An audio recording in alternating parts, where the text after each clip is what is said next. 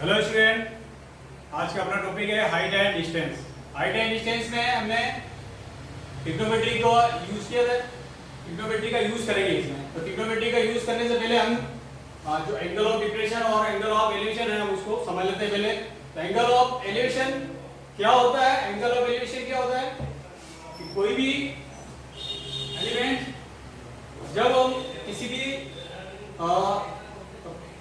Target को देखते हैं ऊपर की तरफ, जैसे ये हमने डोक बना रखा है, इस डोक के आई लेवल के इस तरफ जब ऊपर की तरफ कोई एंगल बनता है, ऊपर की तरफ जैसे ये किसी चिड़िया को देख रहा है डोक, तो ये जो एंगल बन रहा है ये है एंगल ऑफ एलिवेशन। और इसके अपोजिट क्या है?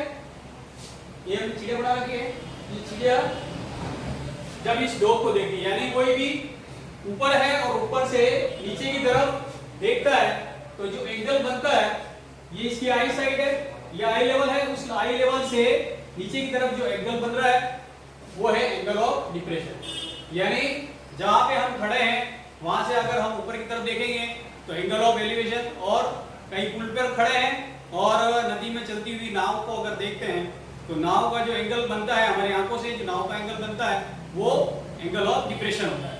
ओके, इससे रिलेटेड क्वेश्चन जो है हमारे पास हाइट एंड डिस्टेंस के, हम देखते हैं, बहुत ही इजी क्वेश्चंस हैं। फर्स्ट क्वेश्चन है हमारे पास एक्सरसाइज 8 का। क्वेश्चन पढ़ना है आपको ध्यान से, क्वेश्चन बहुत ही इजी है, आपको क्लियर करना पड़ेगा question. The shadow of a vertical pillar is the same the height of pillar, then angle of elevation sun will be। ये ऑब्जेक्टिव टाइप क्वेश्चन है, इनमें से कोई भी एक इसका आंसर है, वो आंसर हमें इसमें ढूंढना है कैलकुलेशन करके। तो इसका डायग्राम, इससे रिलेटेड डायग्राम यहाँ पे हमने बना रखा है इसका। तो क्वेश्चन में क्या है? The shadow of a vertical pillar, ये पिलर है और इसकी शेडो इस तरफ जमीन पर बनेगी शेडो। तो ये इसमें और इसमें क्या रिलेशन दे रखा है कि जितनी पिलर की हाइट है उतनी उसकी शेडो की लेंथ, यानी इसको हम x मान लेते हैं। तो यहाँ पे क्या दे रखा है क्वेश्चन में?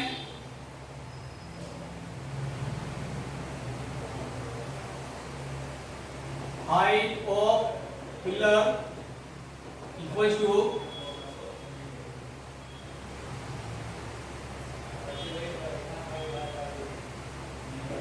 Length of shadow.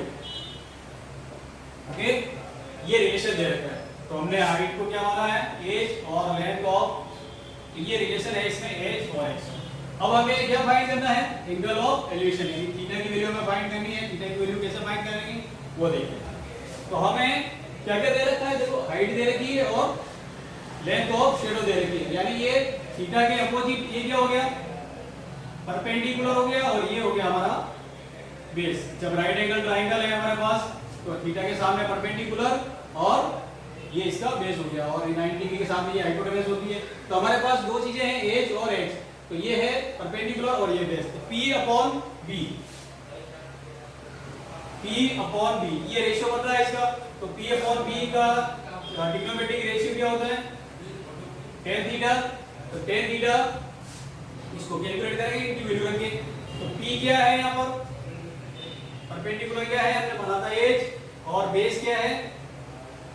x, और ये 10। ओके, अब हमें एज, अब x किसकी इक्वल है? x किसकी इक्वल है यहाँ पे? एज की। तो इस x को हटा के आप h लिख सकते हैं, tan थीटा। तो h से h कैंसिल हो जाएगा, तो ये हो गया 1 tan थीटा। ये tan थीटा की वैल्यू क्या आ गई हमारे पास? 1। अब हमें इस 1 की वैल्यू को ढूंढना है। इस 1 की वैल्यू को हम कैसे ढूंढेंगे? जब tan थीटा की जो अपने पास ट्रिग्नोमेट्रिक एंगल वाली जो टेबल है उसमें tan थीटा वाली जो लिस्ट है उसमें हम देखेंगे इस 1 कब आता है। जब आप ट्रिग्नोमेट्रिक टेबल रेशियो वाली एंगल वाली टेबल में देखेंगे तो 1 tan 45 पर आता है।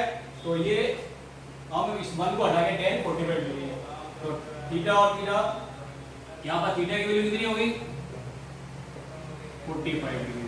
ओके, तो ये इस तरह से इनकी कैलकुलेशन करते हैं। Okay, next question.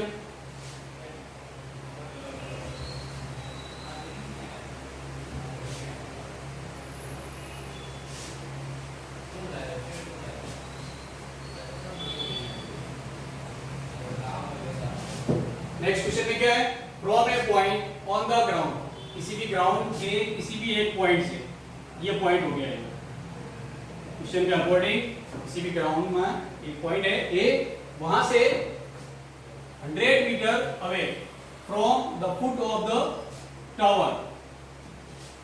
अब इस पॉइंट की डिस्टेंस कितनी है इस पॉइंट के, ये फुट ऑफ टावर, ये जो टावर है इसका फुट पॉइंट से यहां से यहां तक की डिस्टेंस कितनी दे रखी है, 100 metre. The angle of elevation of the top of the tower is 60 degree. अब एलिवेशन है, एलिवेशन एंगल दे रखा है 60 डिग्री, तो ये डायग्राम इस तरह से बनेगा, इसका एलिवेशन एंगल है 60 degree. The height of the tower, हमें हाइट फाइंड करनी है, तो हाइट फाइंड करनी है, देखो इसका ऑफिस वही है कि थीटा के अपोजिट जो है वो परपेंडिकुलर है यहाँ पे, और ये है हमारा बेस बन गया इस डायग्राम के अकॉर्डिंग। अब हमें क्या करना अकॉर्डिंग, P अपॉन, अब इसको लगाएंगे परपेंडिकुलर अपॉन बेस। अगेन ये क्या होता है, tan थीटा, tan की वैल्यू रखेंगे, P की वैल्यू क्या है यहाँ पे,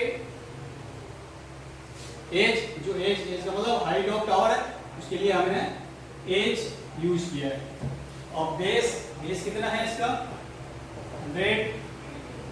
अब थीटा की वैल्यू हमारे पास है, थीटा कितना है 60 degree. Okay, then H upon 100, और tan 60 की वैल्यू कितनी होती है टेबल से, tan 60 डिग्री की वैल्यू होती है टेबल से, फ्रॉम टेबल हमने घुमा रखी है आप लोगों को देख। अब इसकी कैलकुलेशन कर लेते हैं यहाँ पे, h इज इक्वल टू 100 का मल्टीप्लाई इधर कर दीजिए आप, tan h is equal to 100 metre.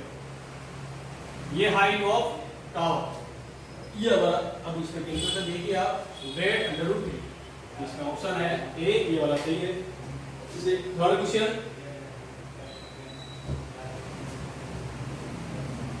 Question number 3 में क्या दे रखा है, एक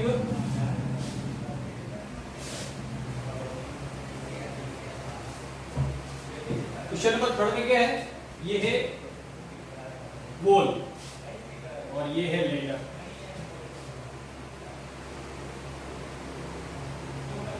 ये लेडर है इस तरह से, किसी वॉल पर हमने क्या है लेडर रखी हुई है और एंगल बन रहा है 60 डिग्री। तो क्वेश्चन पढ़ लेते हैं, 60 डिग्री यहाँ पे लिखा है, ये 15 metre long ladder, 15 metre long ladder, ये 15 मीटर हो गया।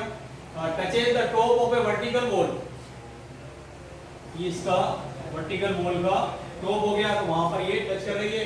If this ladder make an angle of 60 degree with the wall then height of, अब ये जो लेडर है ये वॉल के साथ में एंगल बना रही है 60। इसमें ना तो एलिवेशन लिखा हुआ है ना डिप्रेशन लिखा हुआ है, इसमें ये लिखा हुआ है angle between wall and ladder.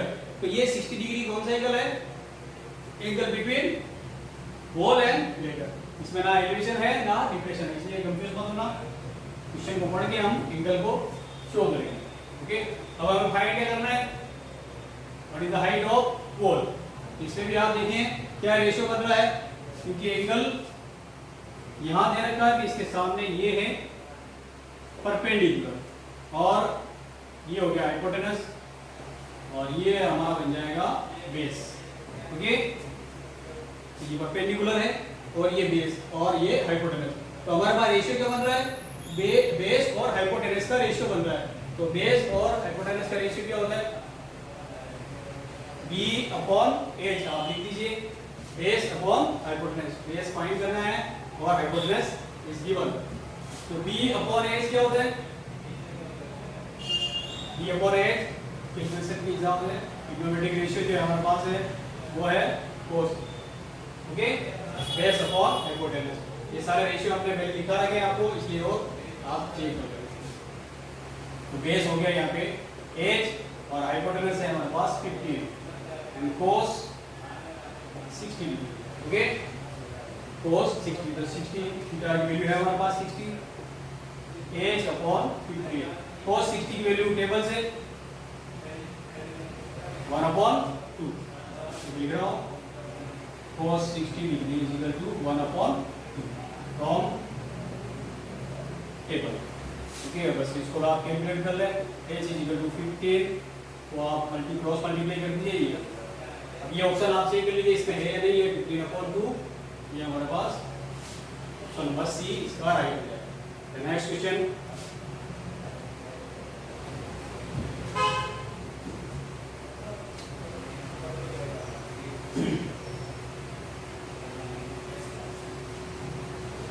Next question क्या है इसको समझ लेते हैं।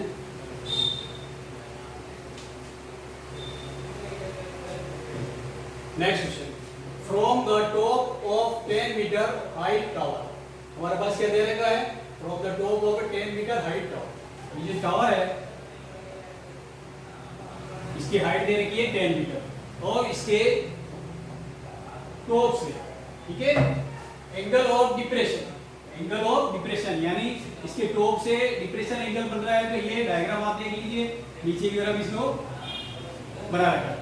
तो ये यहाँ से यहाँ तक जो एंगल बन रहा है वो 30 है, तो ये लाइन यहाँ पे आ जाएगी। तो यहाँ पे 30 है तो यहाँ पे भी 30 है। कौन सा एंगल हो गया ये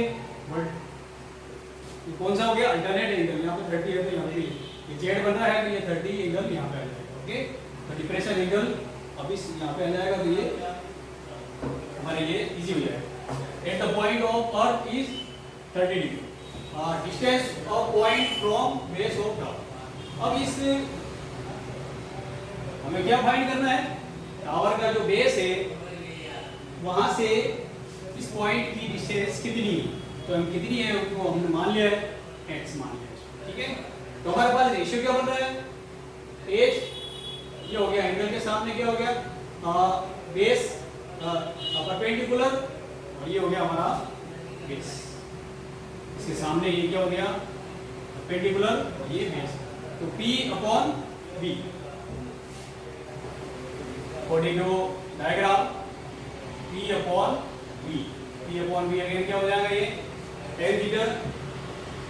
परपेंडिकुलर क्या है हमारे पास 10 और बेस कितना है, एक हमने मान लिया था 10 थीटा। अब थीटा कितना है हमारे पास 30 डिग्री, ओके। 10 upon x। अब 10 30 की वैल्यू कितनी होती है, टेबल से 1 अपॉन √3 लिख देता हूँ। 10 30 is equal to 1 upon √3 from, okay. अब आपको क्या करना है, क्रॉस मल्टीप्लाई करके इसको सोल्व करना है।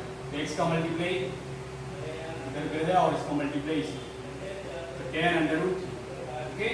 ये इसके आंसर है, x की वैल्यू हमने फाइंड कर ली है 10 √3। ये 10 √3 कहाँ पे है, ऑप्शन ए में लिखा हुआ है, तो ये हमारा आंसर, ठीक है। नेक्स्ट क्वेश्चन, ब्रिज वाला।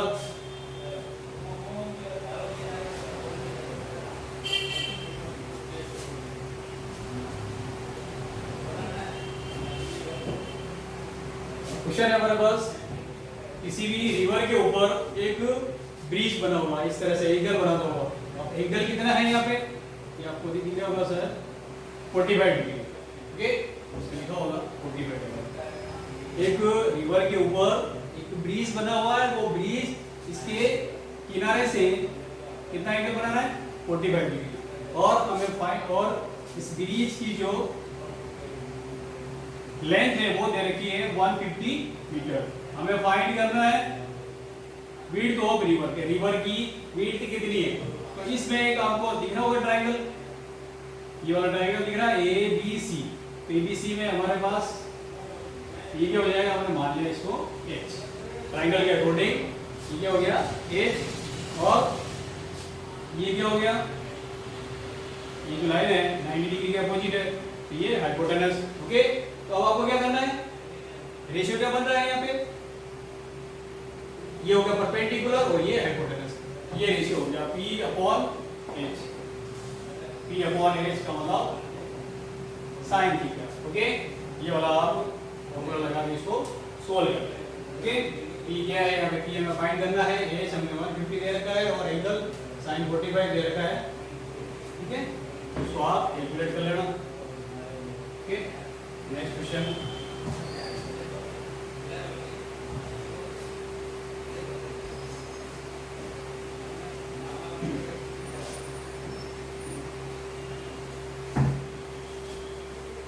नेक्स्ट क्वेश्चन में है हमारे पास 2 टावर्स है। एक टावर यहाँ पे है, एक टावर, 2 टावर है। एक की हाइट है 14 मीटर और दूसरे की हाइट है टोटल 20 मीटर। अब इसमें क्या हुआ कि इन दोनों के टॉप जो पॉइंट है वहां से हमने क्या किया, वायर बांधे। इनके टॉप से, यहाँ से टॉप से लेकर वायर बंधा हुआ, उस वायर की आपको लेंथ फाइंड करनी है। ओके, तो लेंथ फाइंड करनी है तो इसको आप डायग्राम में देख लीजिए। ये 40 मीटर है और ये टोटल कितनी है 20 मीटर। तो हम डायग्राम में अकॉर्डिंग क्या देखेंगे, ये 40 मीटर है, तो यहाँ पर भी ये इसके अपोजिट जो पैरेलल लाइन चल रही है वो भी है 40 मीटर। अब यहाँ पे कैलकुलेशन देखिए आप, बी से लेकर सी तक कितना बचेगा, क्योंकि 20 में से 40 आपने माइनस कर देंगे, ये बचेगा हमारे पास 6 मीटर। सी से लेकर डी तक की जो हाइट है वो हमारे पास हो जाएगी 6 मीटर। अब फाइंड क्या करना है इसमें देखिए, then the length of wire, length of wire. अब इस जो ट्राइंगल दिख रहा है, इन ट्राइंगल DCE, ये जो ट्राइंगल दिख रहा है DCE, इसमें हमें क्या क्या दे रखा है और क्या फाइंड करना है। तो एंगल के सामने ये हो गया परपेंडिकुलर, और फाइंड क्या करना है, लेंथ ऑफ वायर, ये हो गया हमारे लिए हाइपोटेनस। तो P/H का रेशियो क्या होता है, sin थीटा। ओके, तो P क्या हो गया हमारे लिए 6 और H हमें फाइंड करना है। तो H के लिए आप DE लिख दीजिए, DE हमारे पास इसकी वैल्यू है। देन sin थीटा, थीटा कितना है यहाँ पे हमारे पास 30, 6/d। sin 30 की वैल्यू होती है टेबल से 1/2। अब आप इसको कैलकुलेट कर लीजिए। देखिए DE का मल्टीप्लाई 1 वगैरह ये ऐसे रहेगा, DE और 6 को 2 से मल्टीप्लाई करेंगे आ जाएगा 12। ओके, तो इसमें देखिए आप, ये DE लेंथ ऑफ वायर जो है वो हमारे पास 12 मीटर आ चुका है। Okay, next question.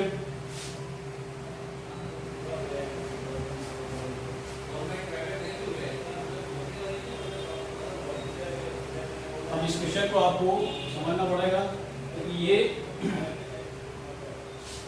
अच्छा क्वेश्चन है, बोर्ड में आ चुका है क्वेश्चन। ओके, इस क्वेश्चन में देखिए द एंगल ऑफ एलिवेशन, इसमें एलिवेशन आया है नाम, angle of elevation of the top of tower from 2 point, किसी भी टावर के टॉप से। अब इस यहाँ पे कोई भी 2 पॉइंट है, एक है A दूसरा B, यहाँ से एंगल बन रहे हैं, एक A से बन रहा है इसके टॉप से और दूसरा B से इसके टॉप से, एंगल बन रहे हैं 30 और 60 डिग्री। ओके, टावर के टॉप से ये जो ग्राउंड है, यहाँ पर 2 पॉइंट है A और B, वहां से एंगल बन रहे हैं 30 और 60 डिग्री। तो जो एंगल बड़ा होगा वो नियरेस्ट होगा, और जैसे जैसे एंगल छोटे होते दूर जाएंगे, जैसे जैसे हम दूर जाएंगे इससे, वैसे वैसे एंगल ये छोटे होते जाते हैं, और इसके इधर आएगा कि 30 से भी छोटा हो जाएगा।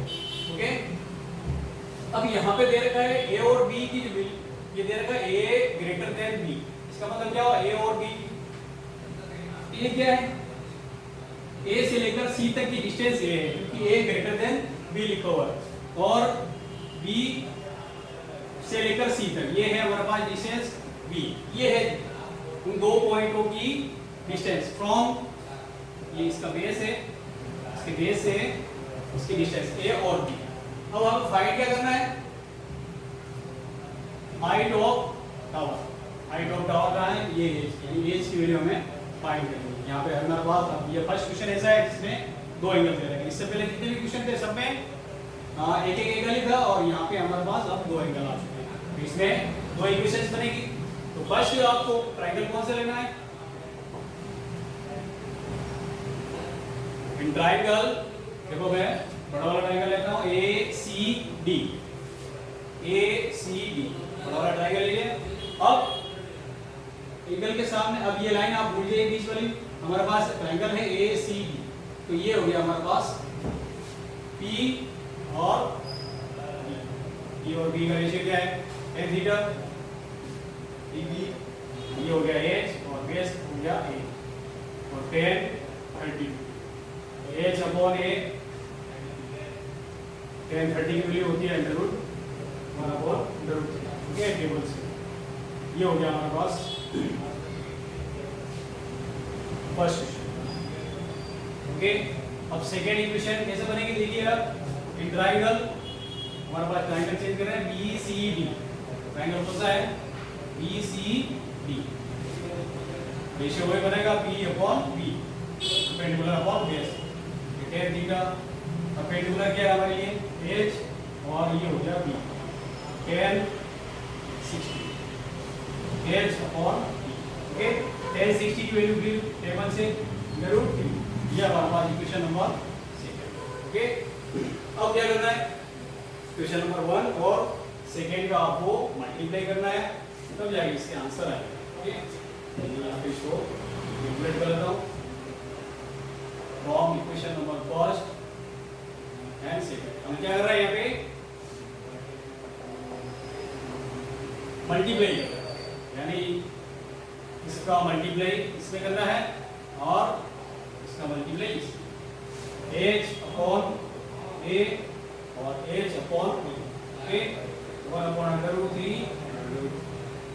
ये हो गया H का मल्टीप्लाई से H स्क्वायर और AB, और अंडर रूट 3 से अंडर रूट 3 कैंसिल हो जाएगा, यहाँ बचेगा हमारे पास 1। Then H square equal to AB का मल्टीप्लाई इधर कर दीजिए, ये H स्क्वायर लिखा हुआ है कि स्क्वायर को आप जब हटाएंगे इधर से, तो ये इधर क्या ये इक्वेशन होती है अंडर रूट आ जाएगा इसको। Okay, H equal to under root, तो ये हाइट ऑफ टावर। ओके, इस तरह से इसकी कैलकुलेशन हम करेंगे। तो यहाँ पे ऑप्शन क्या है हमारे पास देखिए, ये ओके, इस तरह से मतलब आप सॉल्व करेंगे। Next question,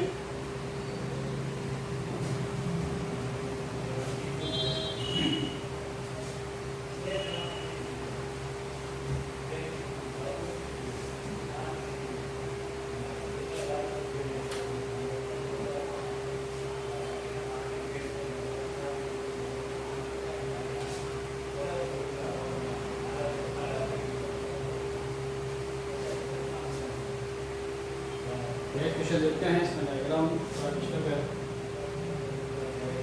question number 9 solve करते हैं। ओके, क्वेश्चन नंबर 8 में जो डायग्राम बना हुआ तो उसमें थोड़ी मिस्टेक है, इसलिए हम क्वेश्चन नंबर 9 को देखते हैं। ये भी इंपॉर्टेंट क्वेश्चन है, ये भी बोर्ड में आ चुका है। क्वेश्चन पढ़ेगा, if ratio of length of vertical rod and length of its shadow is 1:√3।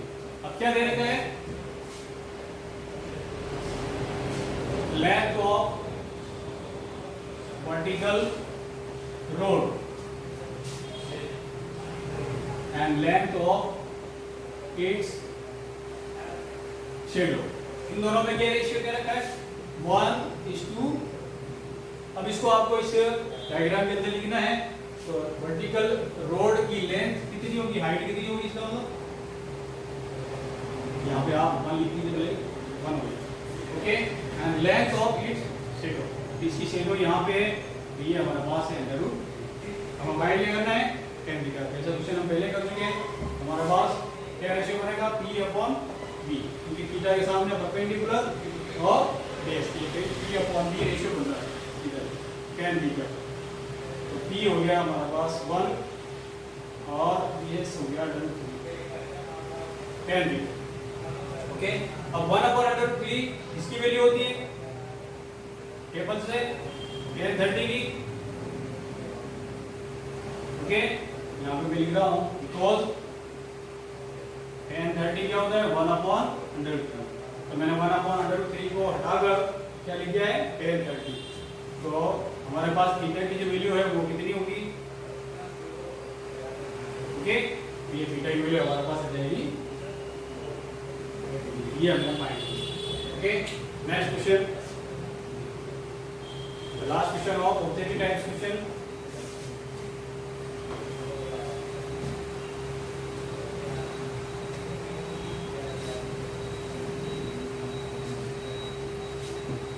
Next question में क्या है? The slope of A hill makes an angle of 60 degree with the horizontal. क्या लिखा हुआ है? ये एलिवेशन एंगल हो गया, और ये स्लोप